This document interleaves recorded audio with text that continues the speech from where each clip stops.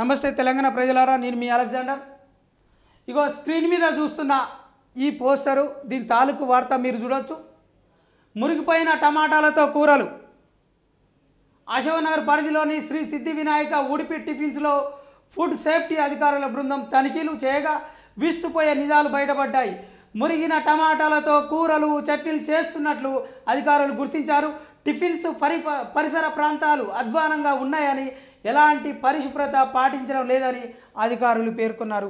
అయ్యా, ఎవరైతే తనిఖీ చేస్తున్న అధికారులారా, కేవలం టమాటీలే కాదు, ఆలుగడ్డలు కూడా మురిగిపోతే కూడా వేస్తూ ఉన్నారు, పచ్చిమిర్చి కూడా అట్నే వేస్తూ ఉన్నారు, ఉల్లిగడ్డలు కూడా అట్నే వేస్తూ ఉన్నారు, బీరకాయ, సోరకాయ, అదేవిధంగా కాకరకాయ, ప్రతి ఒక్క కూరగాయలని ఫ్రిడ్జ్లలో స్టోర్ చేసి, బ్యాగ్లలో, గోడౌన్లలో స్టోర్ చేసి వీటిని పడేస్తే వందల కొద్దీ, కింటాల కొద్దీ వృధా అవుతాయి, ట్రాన్స్పోర్టేషన్ డబ్బులు వేస్ట్ అవుతాయని వీళ్ళ డబ్బులు వేస్ట్ అయ్యే చూస్తూ ఉన్నారు. కానీ ప్రజా ఆరోగ్యం మీద ఏమాత్రం బాధ్యత ఉంది?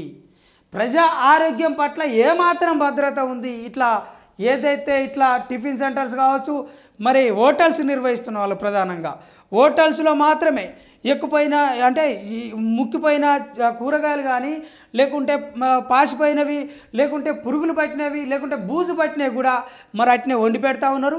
మరి దేవుని పేరుతోటి వాళ్ళు చాలా శుద్ధిగా, పవిత్రంగా, చాలా పద్ధతిగా, శాంతి తోటి వాళ్ళు పండుగ చేసుకుంటూ ఉంటే, మరి ప్రసాదం పేరుతోటి ఇట్లా పంచి పెడతా ఉంటారు. మరి అన్నదాన కార్యక్రమాల్లో కూడా మరి ఇలాంటి లోపాలు జరగకుండా చూడాలి.